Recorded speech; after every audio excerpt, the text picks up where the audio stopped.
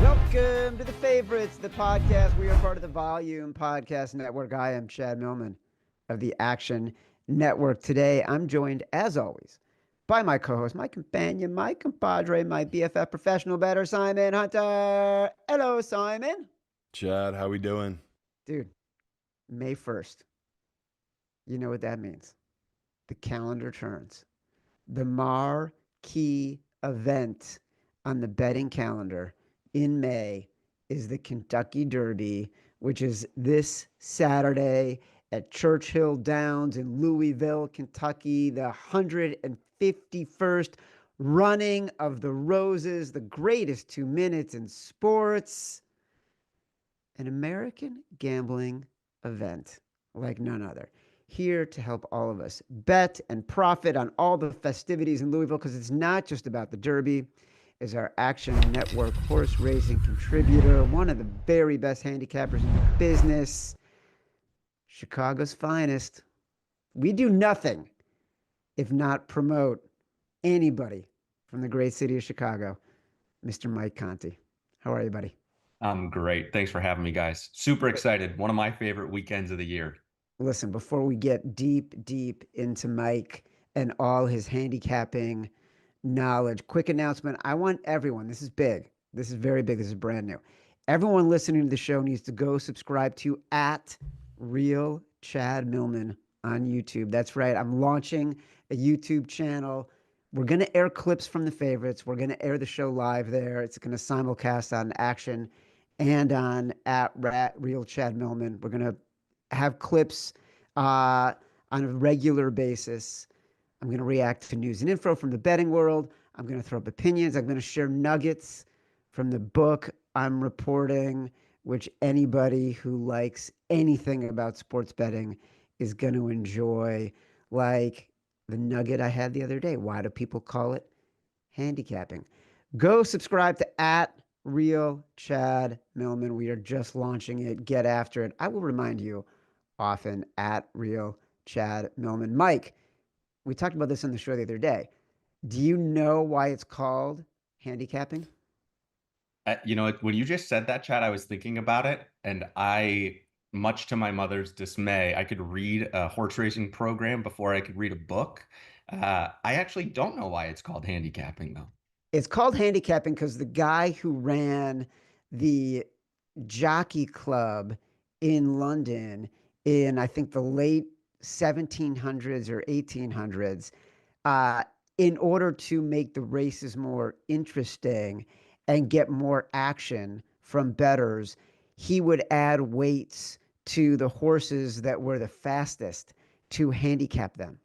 And so they continue to call it handicapping throughout the history of all of sports betting. Isn't that cool?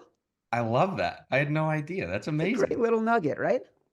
That's Listen, amazing. Mike, you can get stuff like that at Real Chad Millman on YouTube. So I hope you'll go subscribe. Can you I'm explain to subscribed. people? You just said you knew how to read basically the daily racing form before you could read anything else. Explain how that happened. Yeah. So growing up, my father owned a sports bar in New Haven, Connecticut. And lo and behold, there was this is back in the day when you had to call in your bets, and there was a phone booth in the corner of the bar, and that phone booth was reserved to go make your bets. And so every Saturday morning, we'd open up the bar, and we'd sit there with the daily racing form and learned how to read the papers from all of the cast of characters that were at the bar at 8 a.m. on a Saturday morning. And that was my first kind of soiree into horse racing. God, that's amazing. You know, it's great. I love that it was New Haven, which is about 45 minutes from where I am in West Hartford, Connecticut.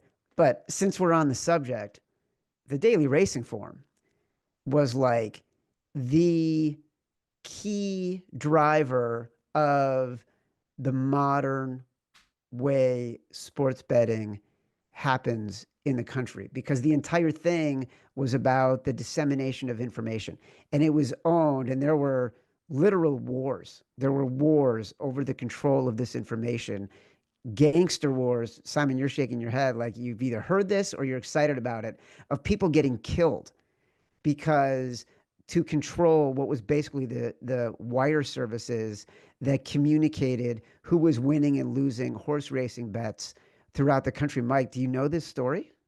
I actually did not know that story either. Simon, do you know this story?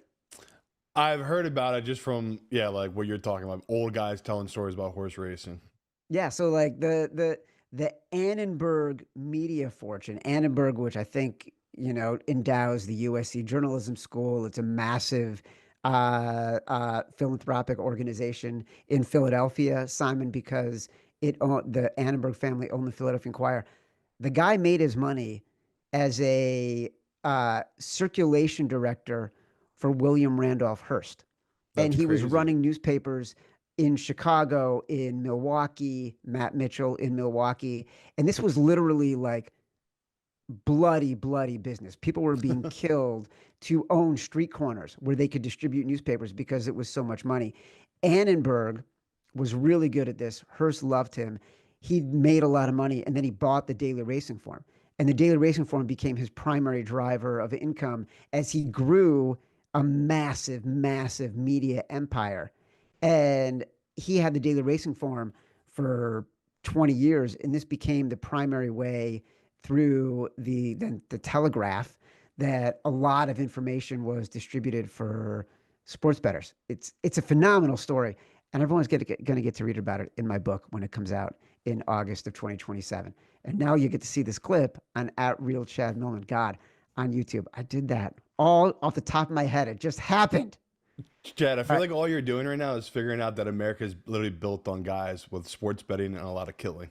All these businesses in America, you're finding out, are like, oh yeah, this guy won it by sports betting. This guy won it by horse racing. It's like, what are you uncovering right now? It seems pretty incredible. It's pretty incredible, Simon, how many businesses that we know of today as being legit businesses started as completely illegitimate businesses with deep, deep roots in criminal activity that over time evolved. And we can look at it right now. Look at sports betting, look at a lot of the drug trade, like in every single capacity, some of these things over time. By the way, alcohol distribution in the 20s, then became something that was legit and legal, like all these things.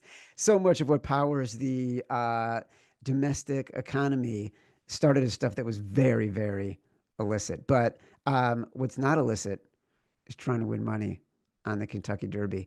Mike, the Derby is a different race.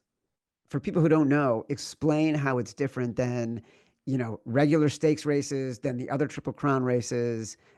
Give people the differences. Yeah. So first and foremost, a horse can only run in the Kentucky Derby one time in his or her life. It is only for 3-year-old horses. I say his or hers.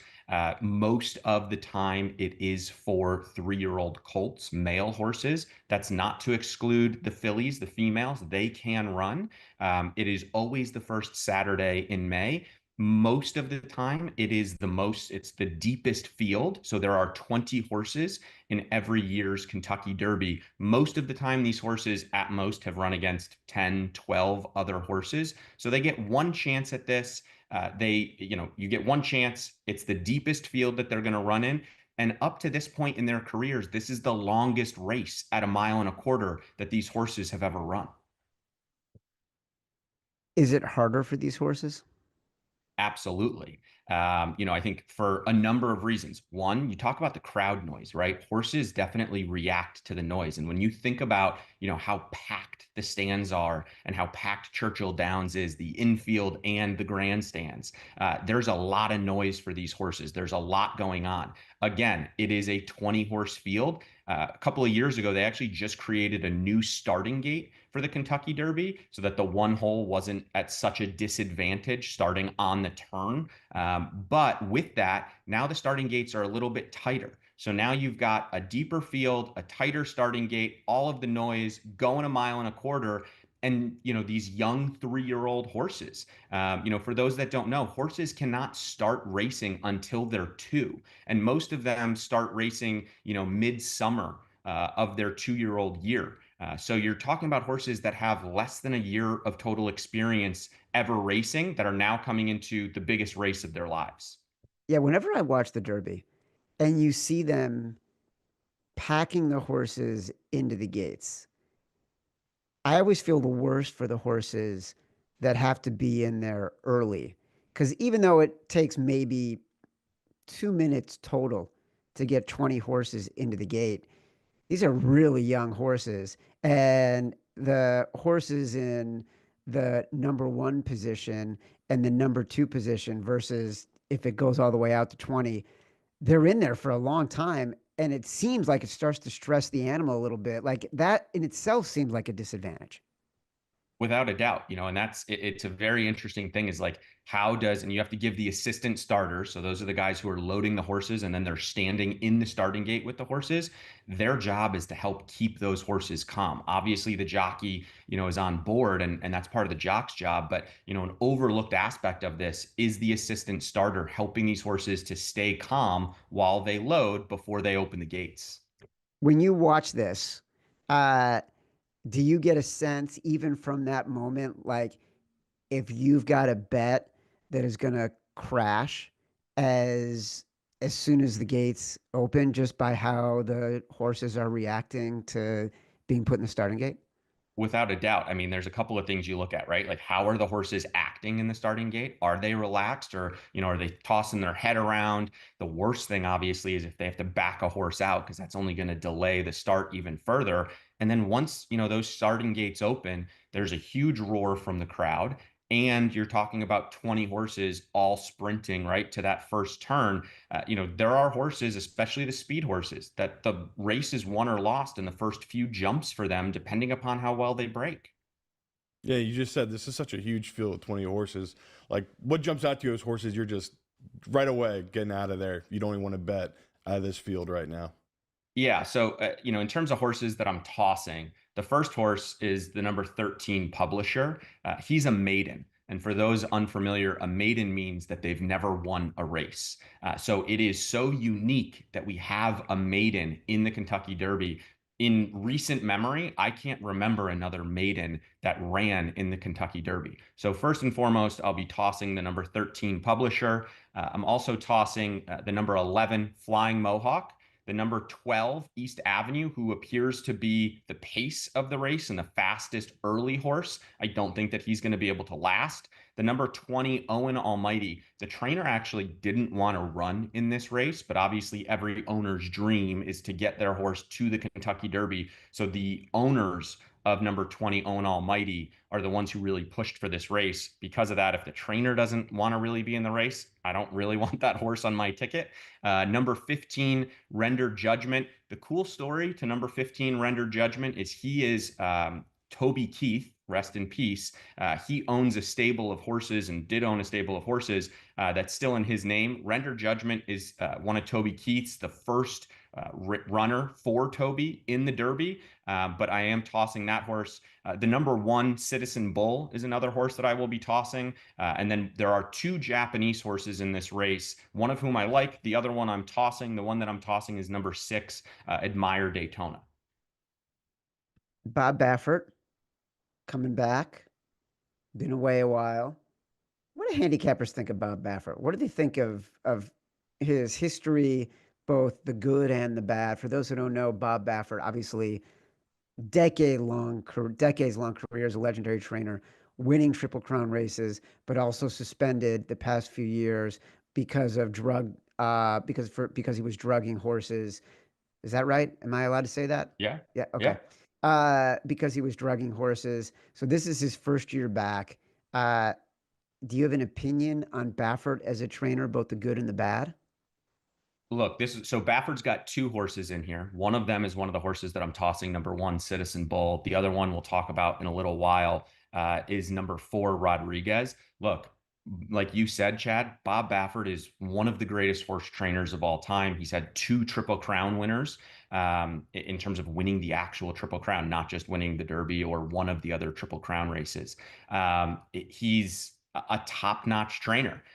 Do I love Bob Baffert? No, but he's a trainer that, you know, when he's putting a horse in the race, that the horse is going to most likely be live. And so you've got to consider, even though I'm throwing out one of his two runners in here. Here's a random question. Can you make a living as a handicapper of horses these days? There are people that do.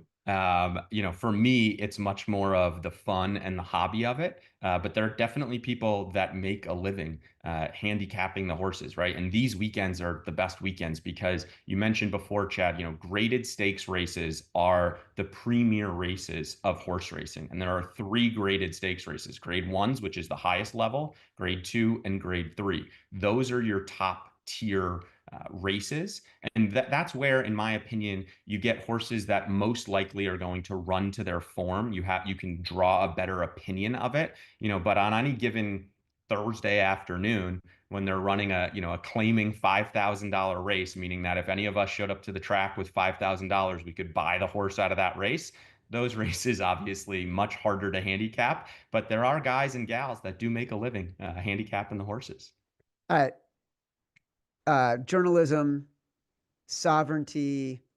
It sounds like this is a theme, like we're turning this into a politics podcast about the state of the country. It's actually the name of two of the horses that have the shortest odds currently as we head to post coming out of Whisper Wednesday. Sandman. Uh, do you have an opinion on any of these horses and their chances to win the Derby, or do you think they're overpriced and you're going to stay away? Yeah, so I'll start with the last one that you mentioned, Sandman. A couple of months ago, he was atop my selections for the Derby. The interesting thing with Sandman, a couple of things. One, he's a closer, meaning that he's going to do his best running late. He's not going to be involved in the early stages of this race. So if you bet Sandman and he's towards the back, that's actually where you want him to be. You're hoping for a fast, hot pace up front so that he has something to run into. The challenge, as we talked about, is in a 20 horse field, that means he's going to need to work out a trip. Not always the easiest thing to do, but I do see him, you know, flying late and being in the mix. The other interesting note on Sandman is he's breaking from the 17 post. The 17 post is the only post that has never won in the Kentucky Derby. So there's a little bit of a curse and a jinx to the 17 post. So just something interesting there. Journalism, you mentioned, he is the morning line favorite. He is, you know, from all aspects, he looks to be the best horse in this field. Am I going to allow him to beat me? No. But what I will say is that in his last three starts, he's only beaten a combined 12 horses. His last three starts, they were 5 horse fields. Yes, he won all three of those races. He's going to need to beat 19 others come Saturday at post time. And so, you know, I don't know as though that I love that for him. And he found himself in some traffic trouble in a 5 horse race. Imagine what it's going to be in a 20 horse field. But again, I do feel as though that he's the most talented horse on paper and visually, and all signs are saying, you know, he's training extremely well and he's ready to fire. But you don't have a top jockey trainer combination for journalism with trainer Mike McCarthy and jockey Umberto Rispoli. Simon, before you jump in, I have a quick question. What do you mean uh, you're not going to allow journalism to beat you? Yeah. So what I mean by that is, in the way that I structure my bets is that I will be including journalism in all of my bets. There's nothing worse than when you handicap a race and you handicap it pretty accurately and you're like, well, this is the best horse in the race. I'm going to look elsewhere to try to increase the value for myself in the race, but I don't want that horse that I genuinely believe to be the most talented, best horse in the field to beat me, to ruin my bets, right? To blow my bets up. So I will be including him in everything that I'm doing. Chad, just wanted to make sure. I just want to understand. Yeah, and it's interesting too. The Derby, the last 3 years, we've had some long shot horses win. Do you have any bets for this season, like long shots you're taking a shot on, or do you think it's gonna be heavily chalk this year? Like we're due for some chalk in the Derby. I mean, that's the one year I remember, Chad, was the year I think that was the same year we went down to Kentucky ourselves. The guy was like added that day, won the Derby. I mean, that was Yeah. like the craziest one ever. Where That's I knew right. some Oh, geez, pros that's right. hit that at like 120 to 1, bet it down to, I think, what did it close at? Mike, do you remember? Was it 70 to 1 80 or to 1. 80 80 to to 1? 1. Yeah, Yeah, so Rich they Strike. hit it. The books couldn't believe it. They moved it. They still kept hitting it. Guy won it. So I would love if you have any long shots this year. Yeah. So, and to your point, Simon, I mean, the last 4 years, we had Mandaloon in 2021 at 26 to 1. We had Rich Strike in 2022 at 80 to 1. We had Mage in 23 at 15 to 1. And last year we had Mystic Dan at 18 to 1. Interestingly enough, my top choice in this year's Kentucky Derby is the number 7 Luxor Cafe, who is 15 to 1.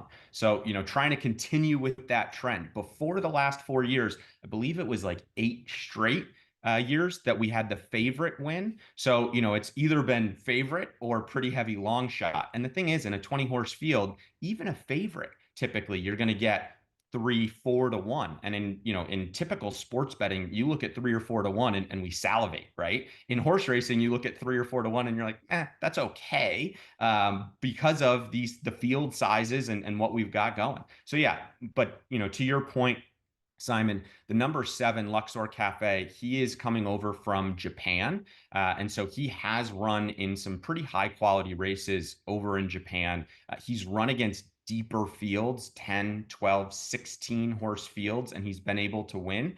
He also, the father or the sire of Luxor Cafe is American Pharaoh, who back in 2015 won the Kentucky Derby, went on to win the Preakness, and then won the Belmont to break the Triple Crown streak.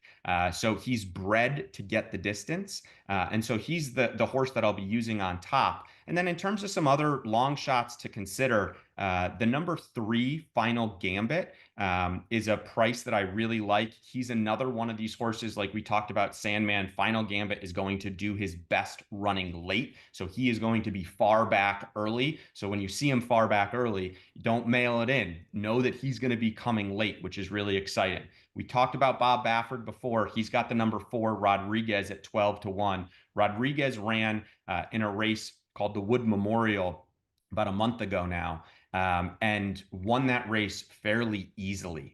He had a pretty easy early pace and ended up opening up in the lane on those horses, and didn't really appear to be asked. So those are the 3 horses that interest me the most at longer odds.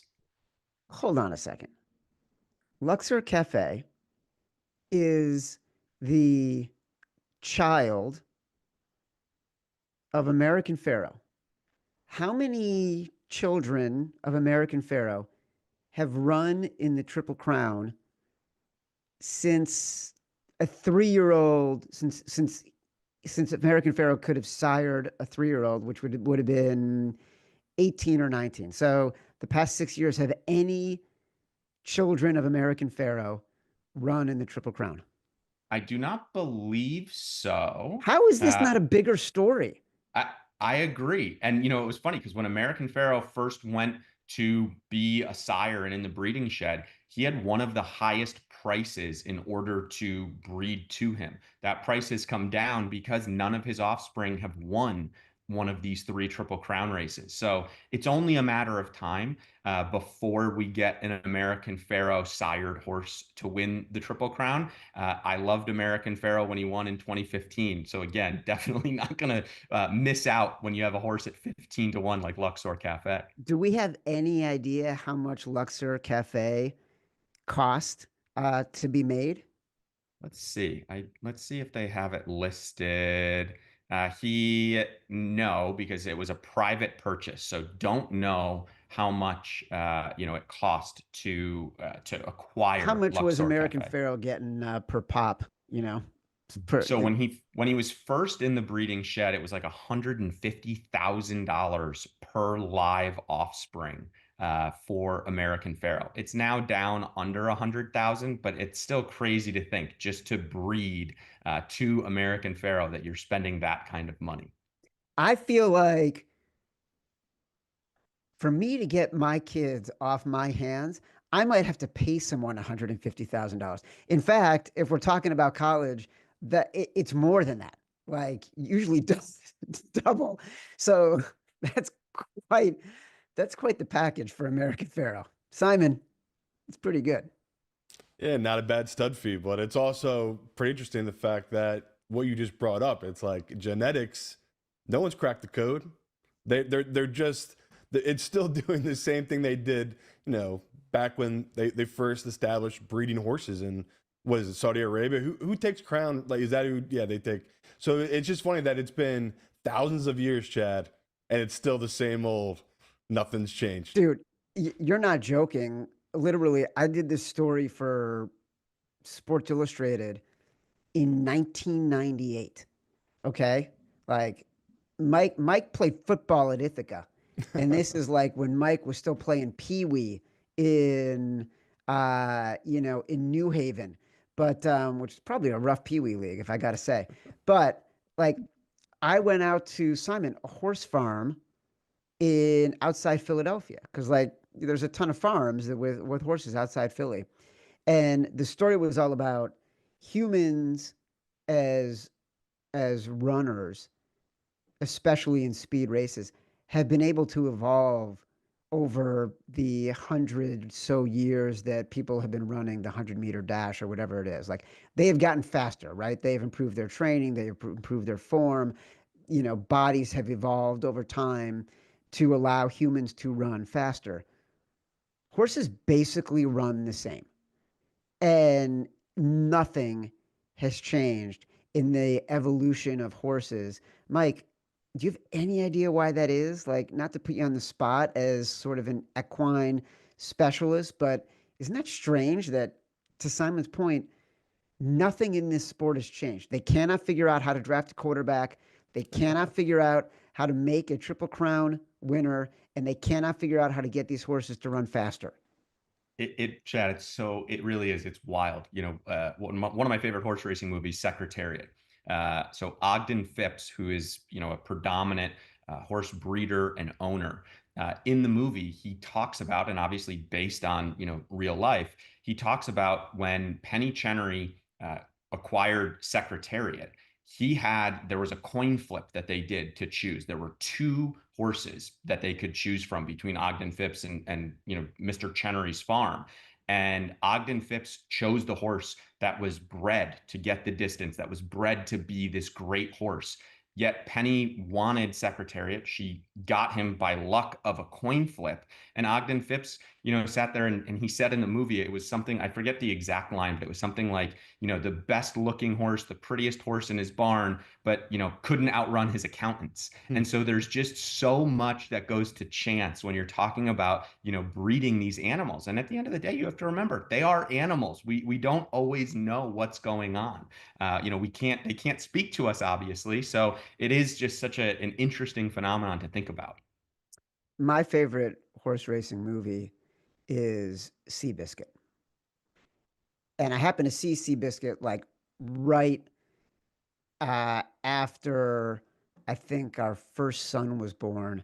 And there's like some child related tragedy in the movie. I don't want to ruin it for people who over the past 20 years haven't seen it. Mm-hmm. And my wife and I, it was the first night out after we had our kid. And I remember my wife and I are in the theater full bawling, like in the movie because of what happens to the kid in the movie. And we are just in agony. And we're like, I can't believe this is our first night out. But Seabiscuit, brilliant book. Great movie. Simon, do you have a favorite horse racing movie? Well, I was gonna say, is Seabiscuit, is that the anomaly of like a horse that genetically had a huge heart? Isn't that was Secretariat? Oh, Secretariat. So isn't that what you're speaking about, Chad? Where it's like we've had one, Yeah, like that we know about. one genetic freak. Yeah. Simon, you and I are the secretariats of sports betting podcasting. All right, so you've given us long shots.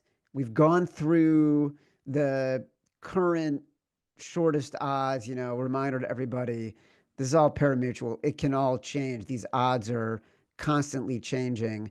Mike, one of my favorite sayings in all of sports betting, it's becoming less and less relevant, is Whisper Wednesday. For those who don't know, it's sort of after horses have had a couple days of running and training and practice at the Derby, sort of around the stables, all the handicappers start talking on Wednesday. That's a really important day for practice runs.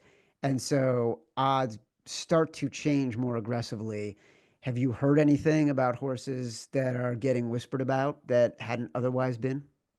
I mean, obviously journalism, right? Everybody has said that they love this horse. He's looked really good. The other interesting horse is Burnham Square, the number 9. He's a horse who is gelded, which means that he can no longer have offspring. You can surmise what that really means. But he can no longer have offspring. He's been gelded, yet he has still been, as they've been saying, kicking the barn doors down. He is a somewhat of a quirky horse, but one who just loves being out on the track.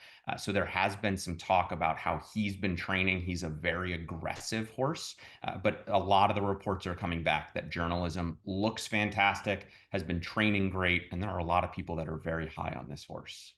All right. So, we can bet journalism by Saturday. He'll probably be down to 2-1. So let's have a little bit of fun. You don't have to bet just, win, play, show. You don't have to bet on one horse to just win. There are a lot of exotics you can bet in any horse race, but obviously more people paying attention to the Derby. Give us some ideas on what you would bet for exactas, trifectas. You just talked about how you'll keep journalism in most of your bets so you can't get beat by it. But explain a little bit of what that means if someone's just listening in, and then what kind of boxes you would put together. Yeah. So an exacta is betting on the top 2 finishers, so first and second place. In terms of normal sports betting, it's almost like a parlay within one game, if you will. It's a same game parlay, if you will. And so an exacta, the first 2 finishers, and again, as you mentioned, Chad, you can choose multiple horses in each spot in first and second. So the way that I'm going to build my exacta this year is I'm going to have the number 7 Luxor Cafe and the number 8 journalism in the first place spot. And then in the second place spot, I'm going to have the number 3, who is Final Gambit, the number 4, who is Rodriguez, the 7, Luxor Cafe, the 8, journalism, the 10, Grande, and the 17, Sandman. If you make that as a $1 bet, it's only going to cost you $10. The average Derby exacta payout is in the multiple hundreds of dollars. So you're investing $10 to, ideally get 10, 20, 30 to 1 odds on that bet. What about trifectas? Yeah, so trifecta, similar to an exacta, top 3 finishers. This you can do for a 50-cent base bet. So my trifecta ticket is going to look like this. It's going to look like 7, 8 in first. In the second position, it will be 3, 4, 7, 8, 9, 10, 17, 18, 19. And then in the third position, just going to repeat that second position. 3, 4, 7, 8, 9, 10, 17, 18, 19. Sounds like a lot, but for 50 cents, it's a $56 bet. The average Derby trifecta pays over $2,200. So you're talking about a $56 bet where you're going to get about 20 to 1 on your bet. Oh my God, we are so in. Simon is punching that in as we speak because who doesn't like a big payout? We are in a big payout fever here in the United States. We love betting a little and getting a lot. We like winning the lottery. We're going to do it. Am I right, Simon? Have you ever hit one of them at the track, Chad? I've honestly only ever hit it at a dog park. I've never hit it. I've hit it at a dog track. I've never hit it at a horse track. I've never hit it anywhere. No? No. Oh man, it's the high of highs. It's the best. Hey Simon, did you know that Mike Conti, I just mentioned he played football at Ithaca. We here at the Favorites want to shout you out because you are a sports legend. Back in 2011, you had an 88-yard pick six to become the first player in Ithaca Bombers football history to score 3 defensive touchdowns in your career. I know Matt Mitchell wants me to say that on behalf of all upstate New York scumbags like himself, congrats on your status as a regional legend. For that alone, anything you sire is worth $150,000. Oh, well, thank you guys. It was a fun 4 years at Ithaca, and was lucky to have some opportunities to see the end zone from the defensive side of the ball. Fantastic. When you Listen, get if in, you're when you looking go for to Ithaca, even do they make more, you watch Road Trip the movie to get into Ithaca? Is that part of the? Is that part of it? You know it. You know it. You've got to become accustomed to road trip and what's going on. Gotta. wait, was Road Trip Amy Smart? Yeah, I think she was the girl in it. Yeah. Yeah. Yeah. Yeah, I had a huge crush on her back then. Yeah, Who famous didn't? videotape scene with her. Great call, Chad. It's impossible not to have a crush on Amy Smart, no matter how old you are, once you've seen Road Trip.